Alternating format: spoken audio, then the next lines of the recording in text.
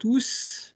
Aujourd'hui, on va discuter avec nos deux spécialistes de l'expertissage, un exemple de scénarisation des cours pour ingénieurs en formation. En fait, c'est issu d'un chèque pédagogique que Nicolas et Samuel ont fait l'année passée, je crois, ou même l'année d'avant. Alors, on a eu la pandémie, donc des fois, on ne sait plus trop où est-ce qu'on est. Et aujourd'hui, ils vont nous montrer les premiers résultats en fait de leurs travaux, en espérant que ça donne des idées à chacune et chacun, mais surtout que ça donne une idée générale du fait qu'on puisse déposer des chèques projets dans le cadre du programme stratégique Enseigner et apprendre au XXIe siècle, en collaboration avec deux écoles. Vous avez vu la HESSO Valais-Wallis et la HEP Valais qui travaillent ensemble. Ça semble être un oxymore, et puis en fait, ça fonctionne super bien. Enfin, c'est ce que vont nous montrer Samuel et Nicolas. Je vous cède la parole et puis à vous de faire le show. Merci Hervé, merci beaucoup pour l'accueil. Merci de nous avoir invités à participer à ce café pédagogique, tu l'as bien dit, dans le cadre des chèques projets. Et peut-être qu'on peut commencer par un peu de pub. C'est bien les chèques projets. Oui, c'est pas mal. Ça permet d'initier quelque chose, disons. Voilà, bah, si on est là aujourd'hui avec des idées sympathiques, c'est grâce à cette impulsion-là. Donc effectivement, merci. Et on a pris des tasses à café. Voilà, mais sans café. Ouais, c'était pour faire semblant, mais ça, tu ne devais pas montrer. Ok, pardon. Non, bon, ok. Alors, j'ai le plaisir de vous présenter Samuel Remermet, qui est un pote. À part ça, on discute un peu souvent pédagogie, on discute souvent formation des enseignants, formation des ingénieurs. Et c'est vrai que cette option en fait, de soumettre notre projet au chèque pédagogique nous a permis en fait, de consolider un petit projet, hein, vraiment à notre échelle, qu'on a appelé expertissage. Et quand je dis on, en fait, c'est pas vrai, c'est Sam qui a trouvé le nom, mais et retenez que c'est on, parce que j'aime bien ce nom-là, et puis j'aimerais bien que vous reteniez que j'y ai contribué, alors que, en fait, pas du tout. Donc Samuel aura l'occasion peut-être de mieux se présenter d'ici un moment en fonction des exemples qu'il va amener. Et quant à moi, je suis Nicolas Bressou et je suis plutôt voilà, sur le pendant pédagogique, le pendant de la Haute École pédagogique du Valais. Donc pour les personnes qui le souhaitent ou bien qui regardent cette vidéo, évidemment, n'hésitez pas à appuyer sur pause si vous êtes sur la vidéo et vous pouvez scanner le code QR qui, en principe, devrait joyeusement vous amener sur les slides HTML de cette présentation. Ces slides peuvent être évolutifs aussi en fonction des éléments qui ont été soumis en discussion en fin de présentation. C'est un peu notre intention. Hein. Essayez de ne pas trop parler. Alors pour un instit, je sais que c'est un peu difficile de ne pas trop parler, mais je vais vraiment essayer de faire un effort. Toi aussi, Sam, hein, tu m'as promis. Et puis, l'idée, c'est qu'on ait vraiment un petit moment de discussion à la fin pour échanger. Voilà. Alors voilà, peut-être pour commencer, j'aimerais juste rappeler l'origine et le contexte d'expertissage. Donc, moi, quand j'ai eu, ça fait, je pense, 7 ans que je suis à la HEI. Et puis, dans les premières évaluations des étudiants, ce qu'ils me disaient, c'était de ne pas trop parler, justement, d'avoir un meilleur équilibre entre la théorie et la pratique, parce que moi, j'ai fait ma formation à l'EPFL, après j'étais dans l'industrie, mais bon, j'avais tendance à vouloir me raccrocher à mes cours EPFL et à raconter peut-être trop de choses. Et puis, je me suis dit que voilà, ce serait peut-être bien de faire plus d'exercices, surtout que la HESSO, c'est une école quand même orientée pratique. Puis c'est ça qui nous différencie des PFL, par exemple, et je pense que ça vaut la peine de faire la différence. Après, je me suis rendu compte par rapport à ce que j'avais vécu dans ma carrière, disons, industrielle, que les tâches à résoudre par les ingénieurs sont complexes. Et puis, bon, il y a plusieurs choses qui en dérivent. La première, enfin une des plus importantes pour moi, c'est que quand on va résoudre un problème d'ingénierie, on n'est pas forcément comme dans un problème de maths où 2 plus 2 égale 4. On a une certaine incertitude sur les résultats parce qu'on part avec des données ou des méthodes qui ne sont pas forcément complètement précises ou qui ont des hypothèses qui peuvent être un peu variables ou qui ne décrivent pas complètement le problème qu'on veut résoudre. Et puis à la fin, l'ingénieur, il décide par rapport à l'incertitude et puis il prend une décision qui peut être financière, sécuritaire, à partir de ça. Donc il doit savoir au moins les hypothèses qu'il a prises et si elles ont un gros impact sur les résultats. Et puis, comme Nicolas l'a dit avant, c'est clair que c'est bien d'avoir des chèques pédagogiques. Mais là, disons que si je n'avais pas rencontré Nicolas, qu'il n'était pas un ami, on n'aurait jamais voulu déposer un chèque parce qu'on ne savait même pas que enfin, moi, je ne savais pas que ça existait, je pense à la H, ou j'ai peut-être vu, mais je ne l'aurais pas utilisé. Et puis le fait qu'on en ait discuté ensemble, ça a été aussi un espèce de germe qui a permis de lancer ce projet. Voilà, alors pourquoi expertisage? Alors ça, j'en ai un peu parlé, il n'y a pas de prof de maths, donc je vais peut-être être un petit peu plus direct. Quand on résout un exercice de maths, les étudiants, ils ont, enfin, à l'école d'ingénieur, moi j'enseigne plutôt en deuxième année ce cours, et les étudiants, ils arrivent avec des maths, et puis avec les maths, ils apprennent à avoir des résultats, voilà, c'est 2π, c'est 2,1π, mais c'est très précis et il y a très peu d'incertitudes. Et puis pour moi, même en sciences des matériaux, c'est pas le cas. Quand vous prenez, vous achetez, je sais pas, une billette en acier ou un DIN en acier, ces propriétés mécaniques ont été mesurées sur plusieurs échantillons, donc elles sont sujettes à une certaine variation. Ça peut avoir des impacts sur le pont qu'on va construire avec ça, et il faut en tenir compte. Aussi, des fois, j'étais un peu surpris en corrigeant en particulier les examens. C'est la méthode décousue que certains étudiants ont pris pour résoudre les problèmes qu'on leur propose. Parce que, bon, bêtement, comme quand j'ai commencé à enseigner, je me suis dit, je vais faire des exercices où à la fin, il y a une résolution mathématique, et puis je vais leur donner un contexte sciences des matériaux pour qu'ils lient ça à la réalité. Puis en fait, quand on fait ça, ça c'était ma faute, mais les étudiants, ils ont tendance à résoudre l'exercice comme un problème de maths. Et puis en fait, le but, c'est, il y a des équations, puis il faut éliminer des variables. Alors en maths, ça marche pas mal. Quand on a une variable dans une équation, on peut l'éliminer avec n'importe quelle autre équation. Normalement, tout est cohérent. Dans la science des matériaux, des fois, il y a des équations qui ne sont pas valables du tout pour le chapitre dont on parle, mais qui a peut-être les mêmes lettres dedans, etc. Et puis, j'ai trouvé, des fois, j'étais vraiment surpris par la façon dont les étudiants raisonnaient.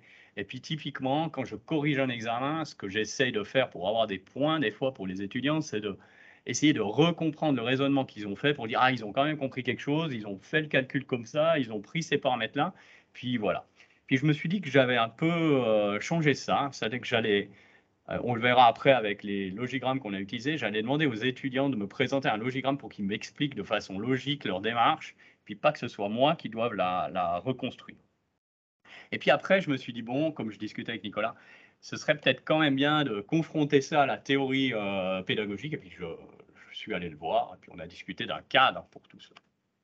Je peux dire avec donc vraiment très sérieusement et honnêtement que ça a été hyper enrichissant pour moi de me rendre compte que entre la HESSO et la HEP Valais, il pouvait y avoir des ponts et on pouvait tout à fait se comprendre en fait sur des questions pédagogiques, alors que dans ma représentation, j'avais un moment qui était fermé, j'étais vraiment dans le monde de la formation des enseignants du primaire et du secondaire 1, secondaire 2. Et le fait de se rendre compte que dans la formation des futurs ingénieurs, il y avait des éléments, disons, pédagogiques qui pouvaient être mis en débat et discutés avec Sam, ça a été vraiment hyper enrichissant.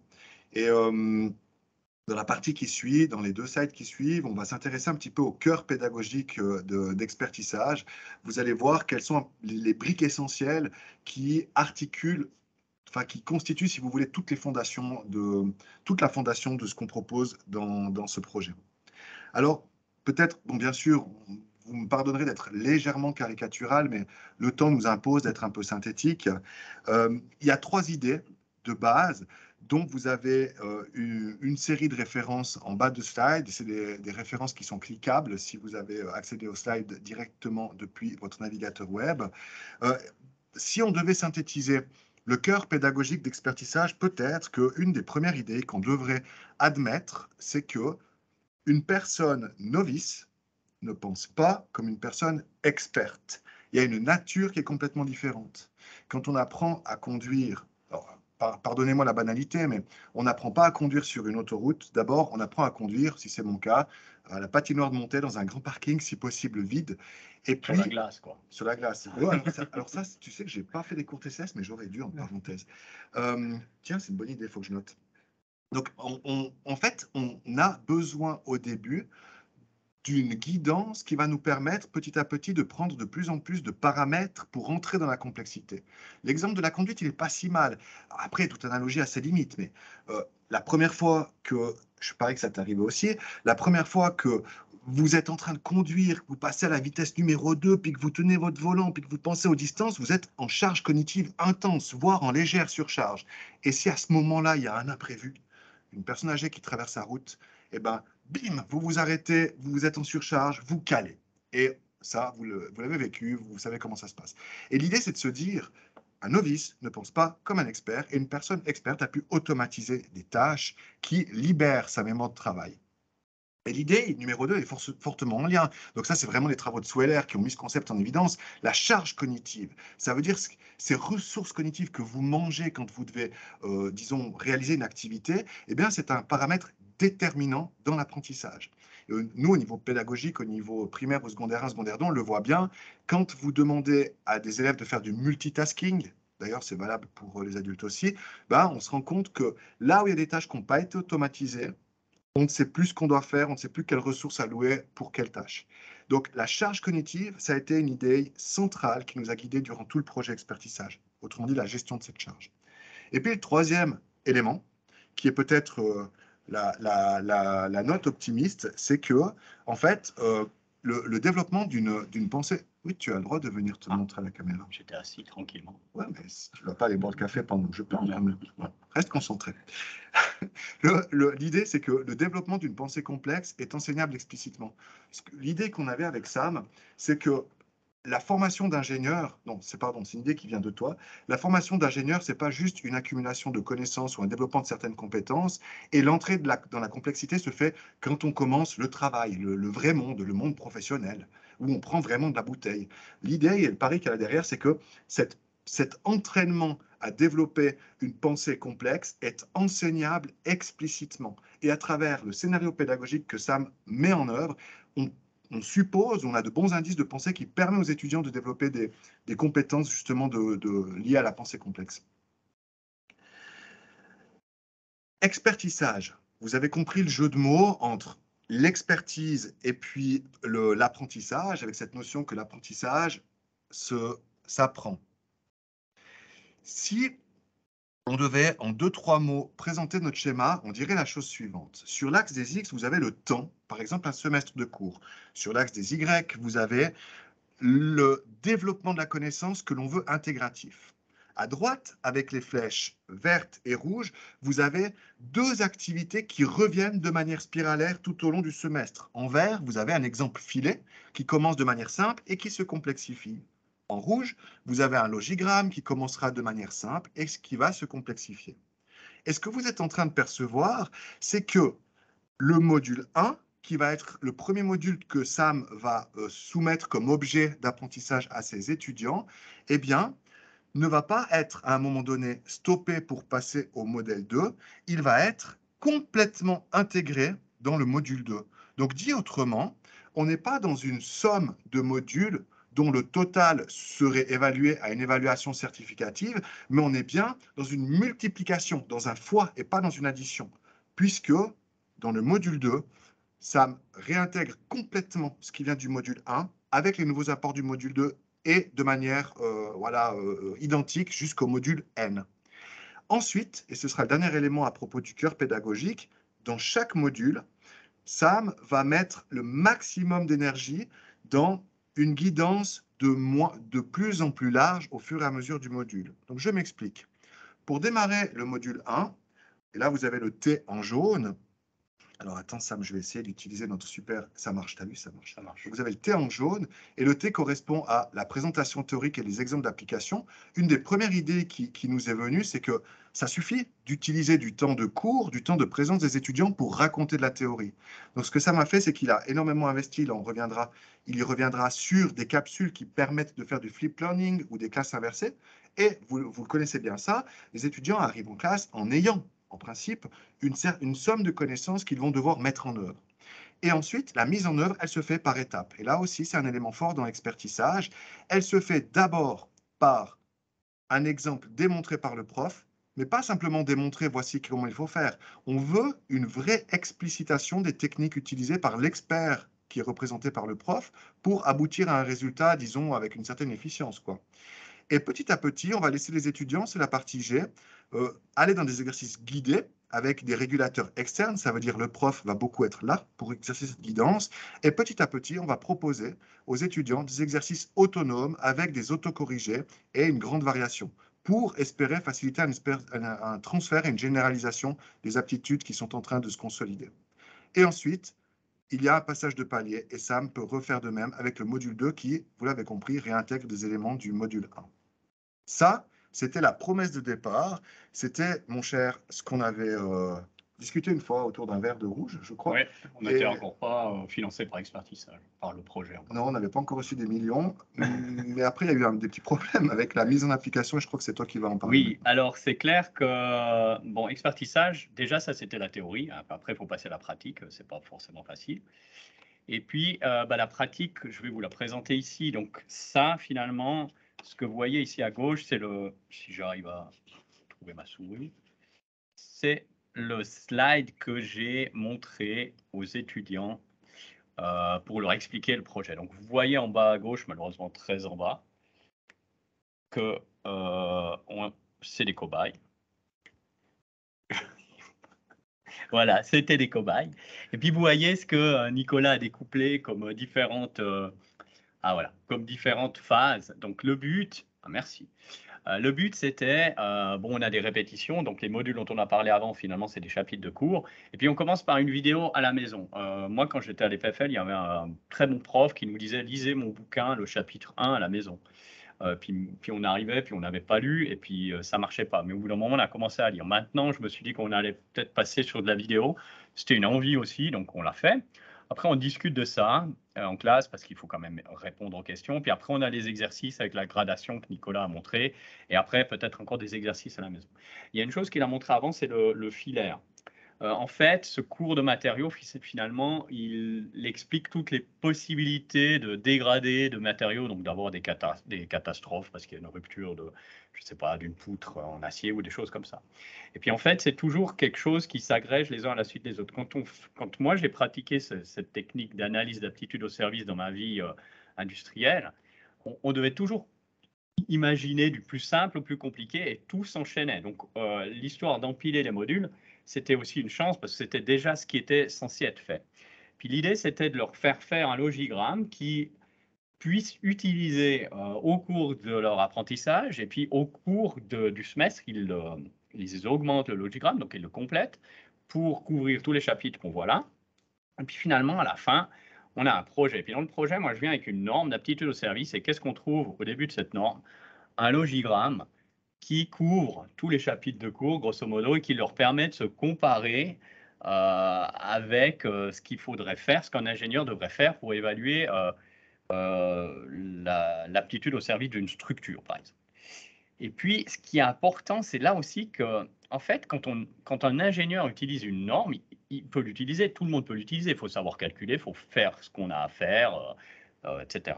Mais quand on a compris ce qui était dans la norme et quand les experts se réunissent pour créer des nouvelles normes, on comprend le sens, disons, l'essence de la norme. Et avec ça, on peut dire, je peux sauter ce passage ou pas.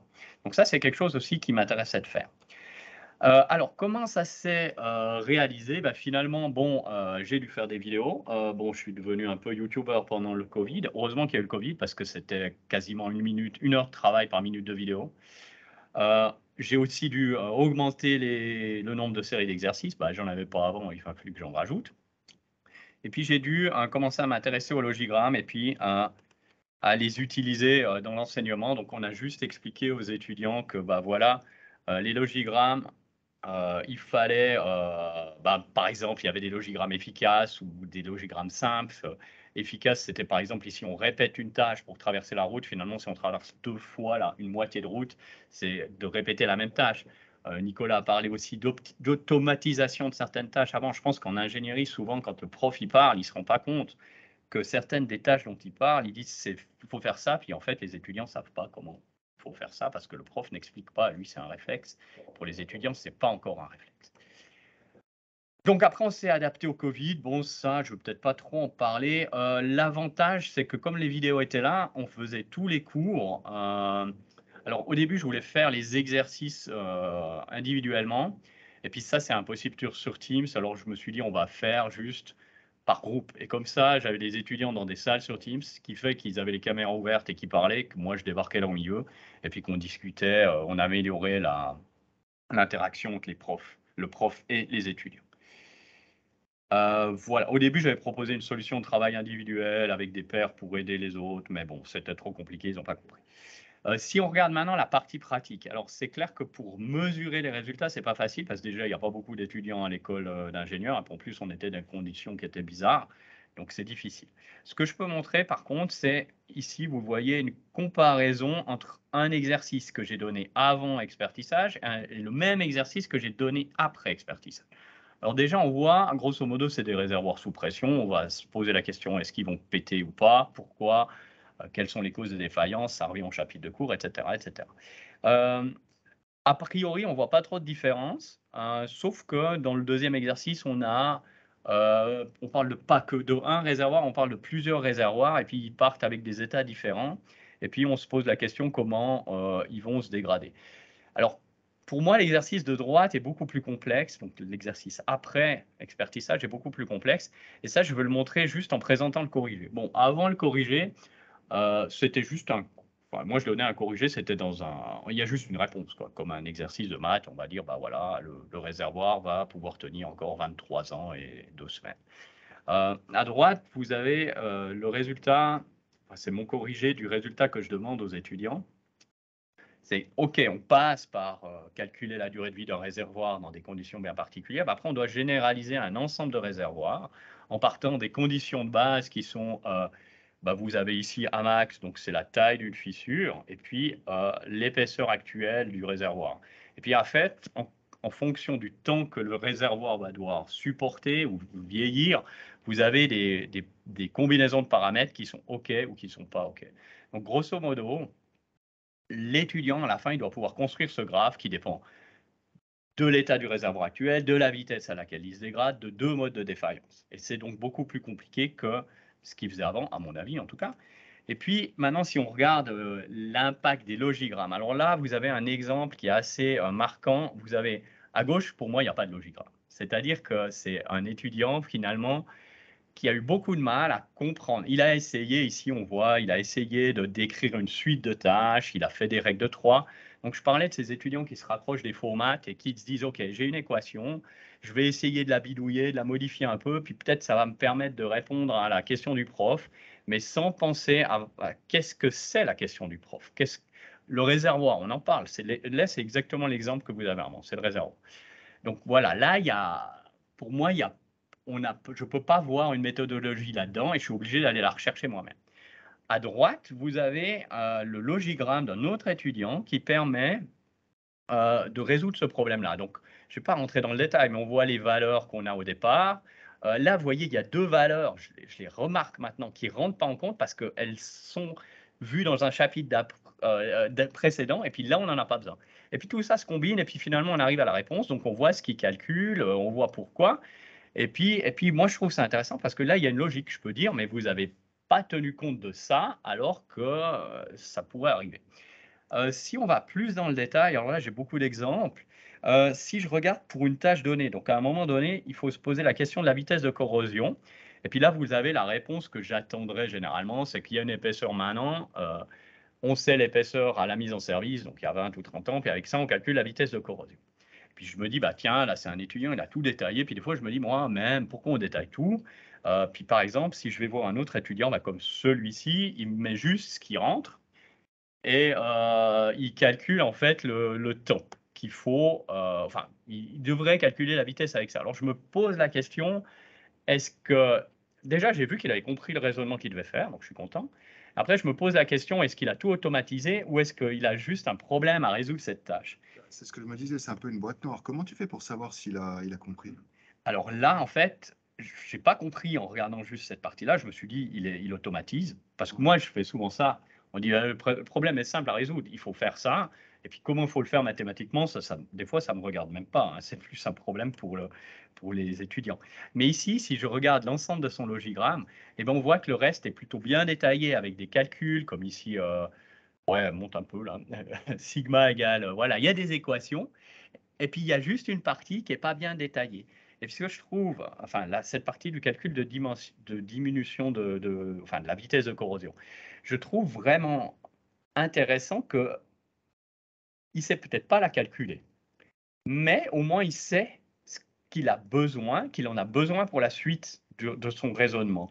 Et puis, plutôt que de mélanger toutes les équations qu'il trouve et peut-être de trouver une solution bizarre, et bien là, il peut continuer son raisonnement. Et puis, quand on parlait de charge cognitive, je pense que quand on a des exercices, quand on propose des exercices où il y a beaucoup de calculs à faire, ben, il y a une énorme charge cognitive pour les étudiants parce qu'ils doivent aller chercher la bonne équation, ils doivent aller chercher comment la résoudre, etc., etc. Et ça les bloque sur le problème dont on parle parce que moi, les maths, j'aime bien ça, mais ce n'est pas dans mon cours qu'on va apprendre les maths, c'est au cours de maths auparavant. Donc, qu'ils soient bloqués par les maths, ça me gêne parce que je ne peux pas aller vers des problèmes complexes.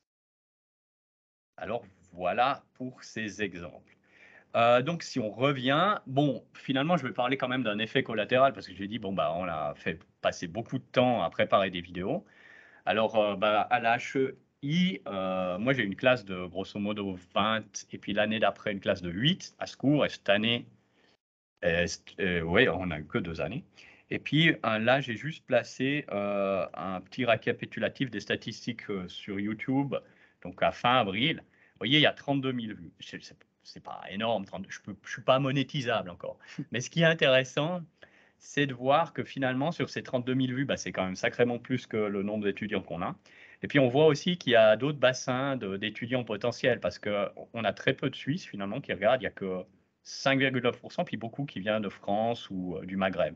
Et puis, comme à la HEI, on n'a pas beaucoup d'étudiants, peut-être que c'est une piste aussi d'amélioration. Après, vous voyez un truc aussi, il y a l'Allemagne, parce qu'à la fin, la deuxième année, j'ai eu des étudiants germanophones, donc j'ai dû créer une chaîne germanophone, ce qui m'a pris aussi un peu de temps, de tout sous-titrer. Et puis voilà, dans ce cas-là, en fait, ben, on voit que ça peut avoir aussi un impact. Et ça, c'est pour moi vraiment un effet collatéral que je n'attendais pas au départ. Et pourquoi je suis allé sur YouTube? Parce qu'il y a beaucoup de gens qui me demandent. Parce que quand j'ai commencé à vouloir mettre des vidéos sur Moodle, je sais pas, le 25 mars 2020, je pense, Moodle ne voulait pas que mes vidéos soient uploadées.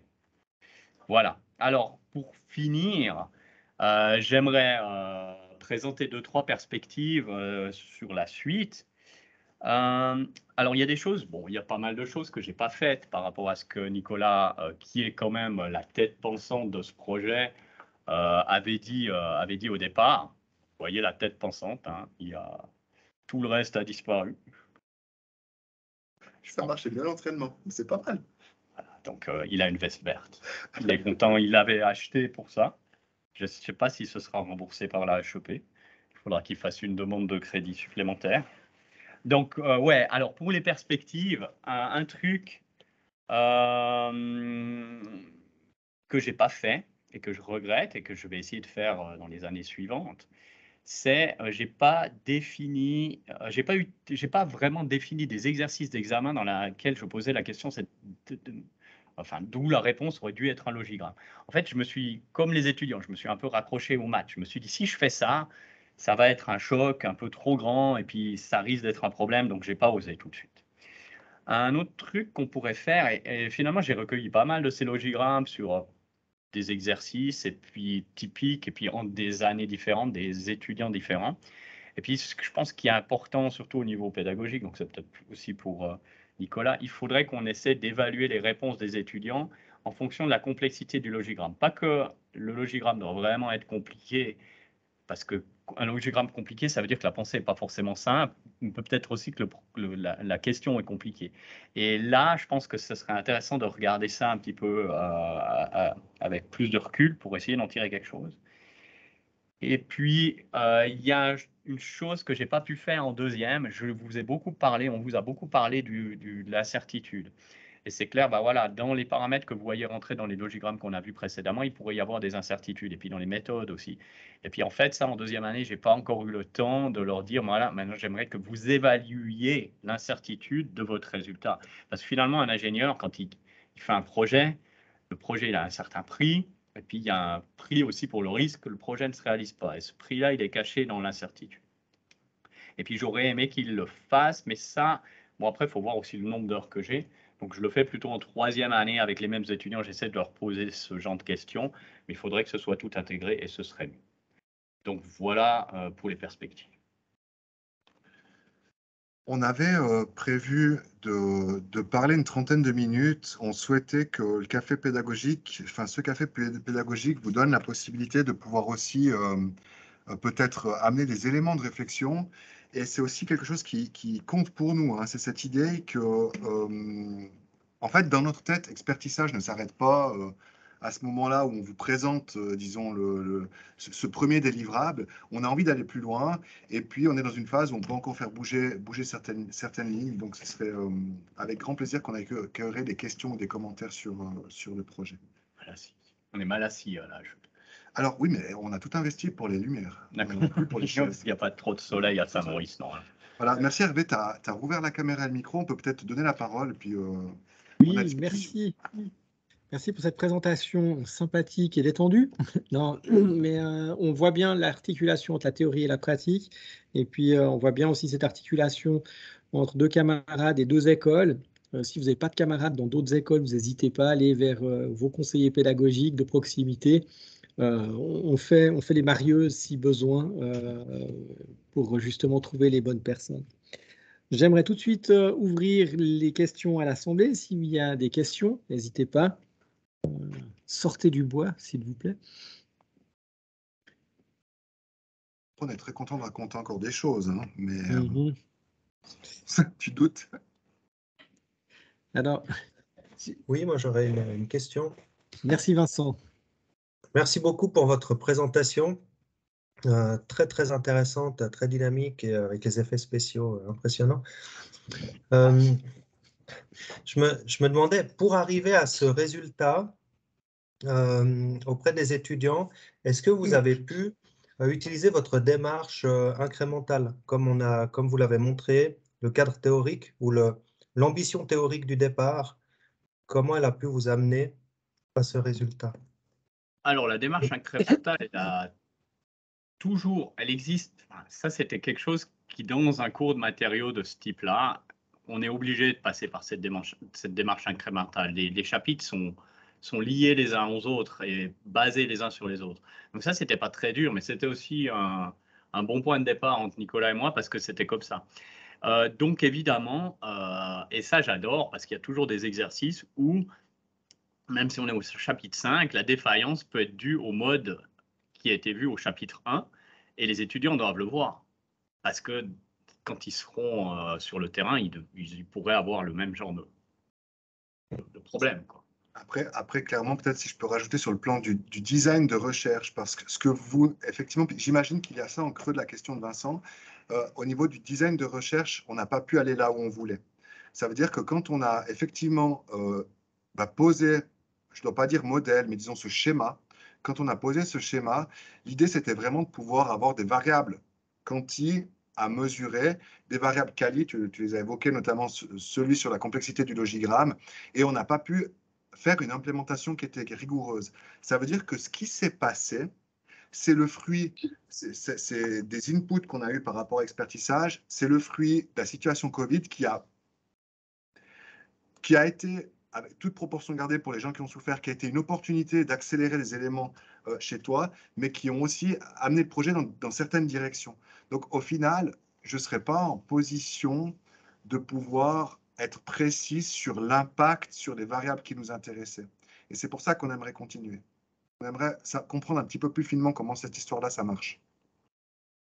Si je peux me permettre, ce qui est intéressant, c'est que dans votre démarche, il y a un point philosophique qui me semble qui change, et on l'entend dans le discours des deux, c'est cette notion de l'expertise. Hein. Je ne sais pas si Samuel en avait conscience avant ou bien pas.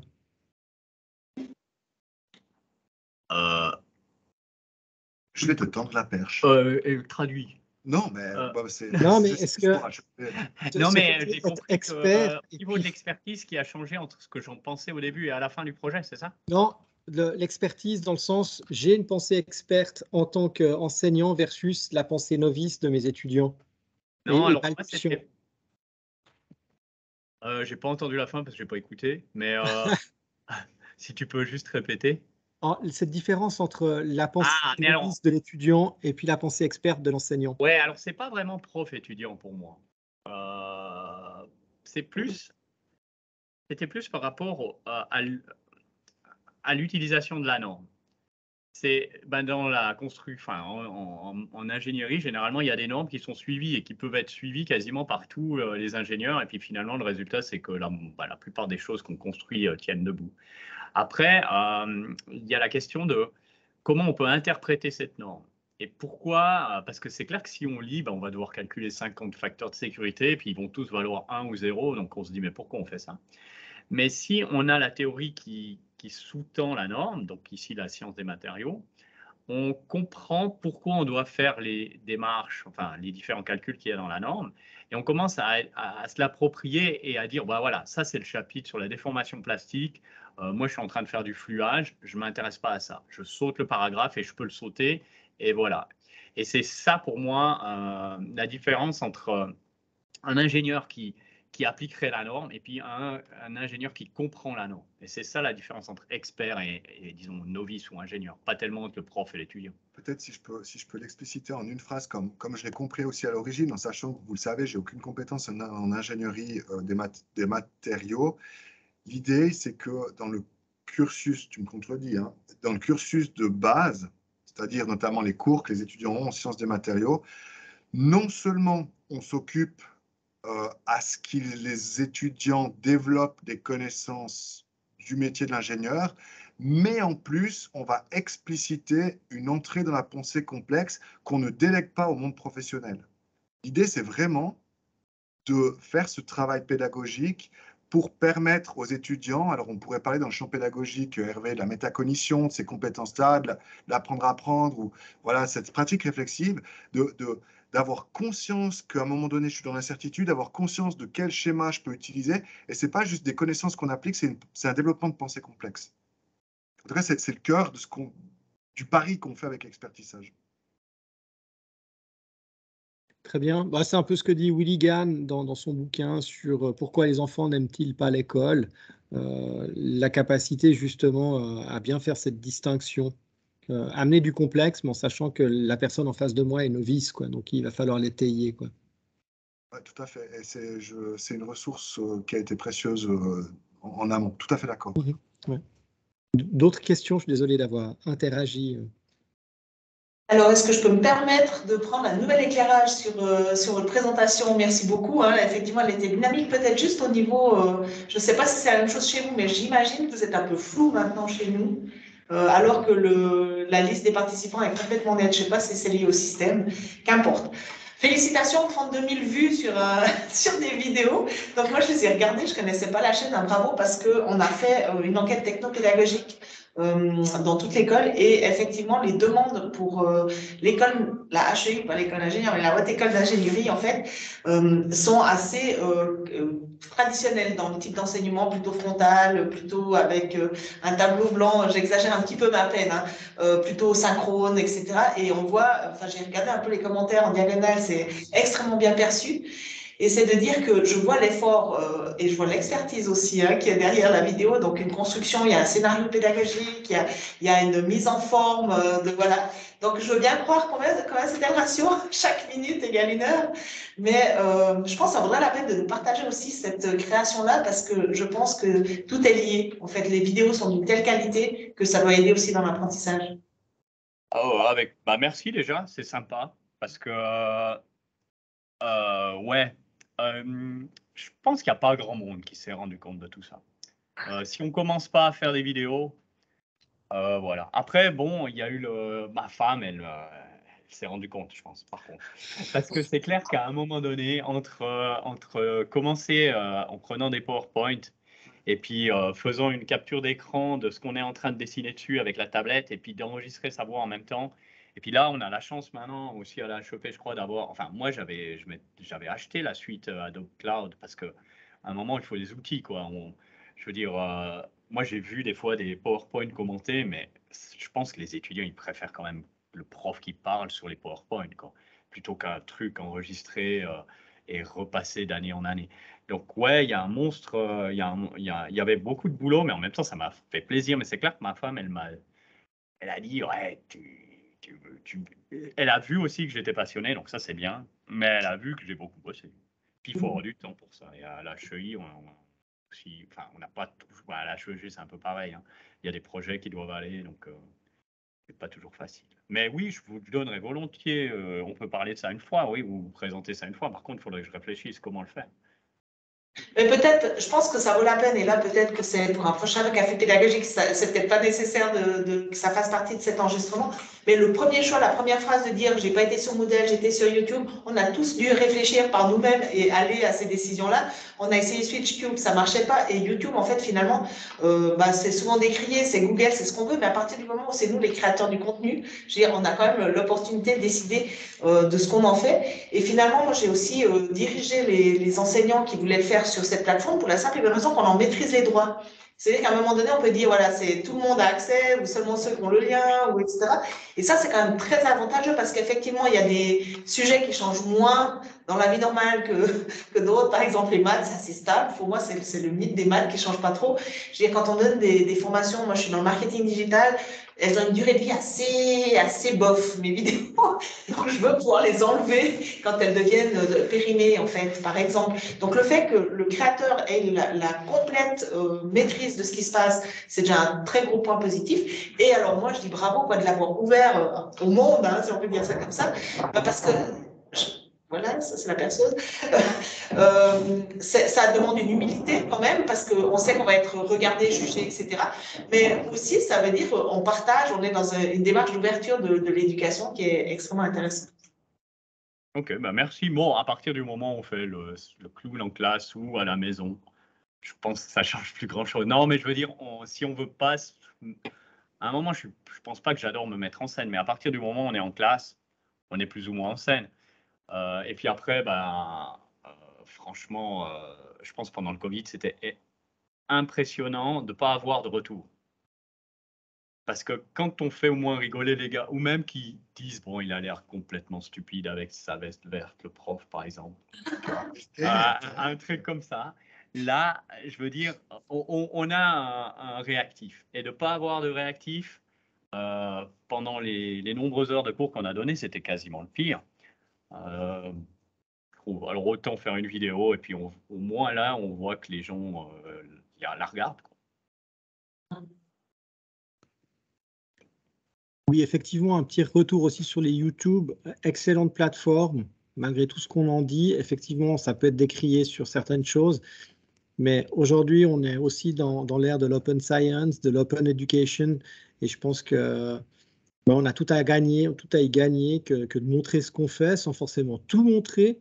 Mais dans cette logique d'attirer des jeunes, notamment dans tout le monde scientifique, hein, où il y a une désertion massive, et c'est encore un doux euphémisme ce que je dis, ça devient nécessaire de montrer ou de rendre ces choses plus ludiques, entre guillemets, ou en tout cas montrer l'effort qui est fait pour soutenir nos étudiants. Ça me semble nécessaire. Et c'est vrai que dans le domaine de la science, on a de gros soucis, hein. Une partie des soucis sont issus de nous, les enseignants. On sait très bien que les filles désertent les études scientifiques avant 12 ans. Hein. Luciana Vaccaro le dit à tout va et à juste titre. Hein. Et ça, c'est bien l'école primaire qui crée ce dégoût. Puis après, bon, il y a le secondaire et le tertiaire qui se chargent de faire le reste, quoi. Mais c'est loin de la réalité, quoi. Et là, on a un bel exemple, effectivement, quoi.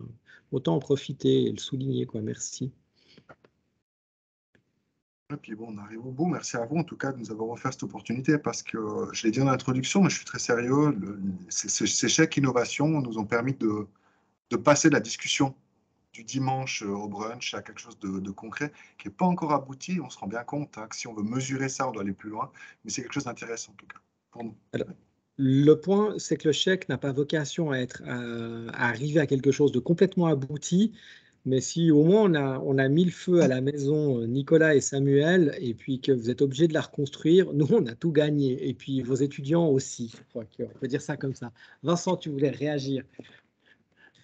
Oui, merci. Alors, moi, j'ai vraiment trouvé ça très intéressant et je me demande maintenant comment je peux appliquer ça à mes cours. Alors, j'aimerais vous demander, est-ce que vous auriez des recommandations? Si vous avez un peu de temps, est-ce que vous arrivez à théoriser pour qu'on puisse essayer de l'appliquer dans d'autres situations? Par exemple, j'ai un cours de management stratégique.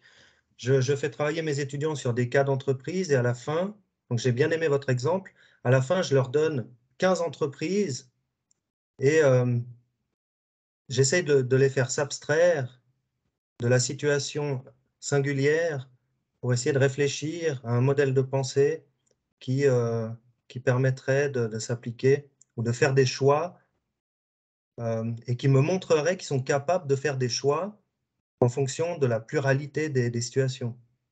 Exactement, je pense que l'exemple, il est, je sais pas ce que tu en penses, mais moi, ça me parle bien ce que tu dis.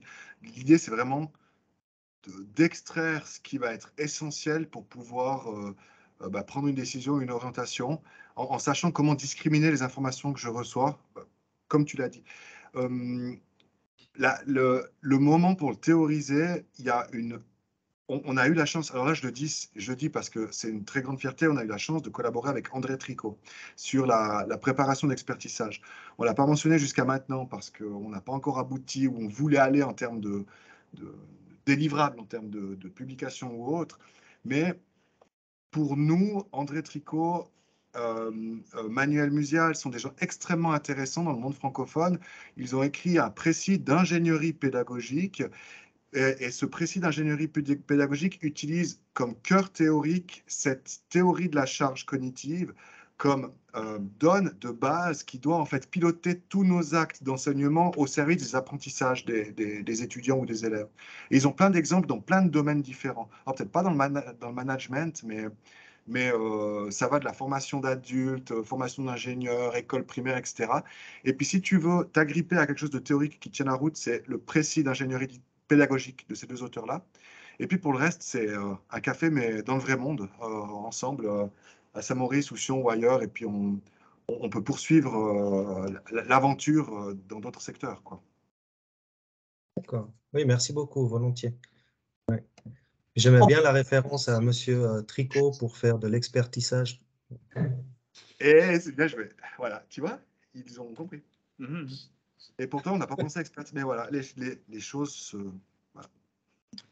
Il sera à Les Lausanne, choses pardon. se lient finalement. C'est ça. Et André Tricot sera à Lausanne début juin. Si vous allez sur Google, vous voyez qu'il est invité pour une conférence. Si vous voulez avoir une référence, disons, sur ce qui est sur les sous-bassements théoriques, c'est cette personne-là, ouais. Et on y sera pour le Alors, voir. autre Merci beaucoup. élément très important pour des sous-bassements théoriques avec des liens avec la pratique, on parlait de la pensée experte et de la pensée novice. Là derrière, c'est de la neuropsychologie en l'occurrence, et on aura la chance fin juin, début juillet, d'accueillir Steve Masson. Je sais que Nicolas aime pas et puis a trouvé des solutions terribles pour pas venir à ces 4 journées de formation.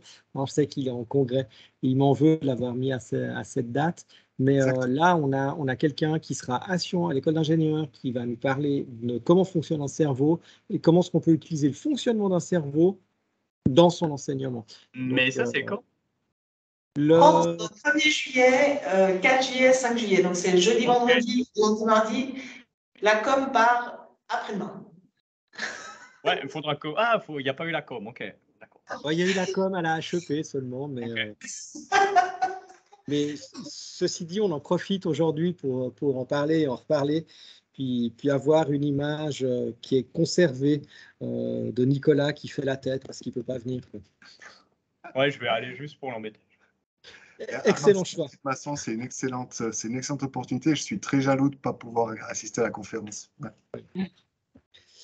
Donc, et les gens les plus sympas, on pourra lui payer une raclette le soir pour engager des discussions. C'est vraiment couper l'enregistrement. Et c'est une façon d'être en vacances avant les vacances. Il a un accent québécois tellement chaleureux que c'est se payer les vacances rien qu'en faisant ça. Très bien, je pense qu'on arrive au terme gentiment. On peut couper si ce n'est pas déjà fait, l'enregistrement.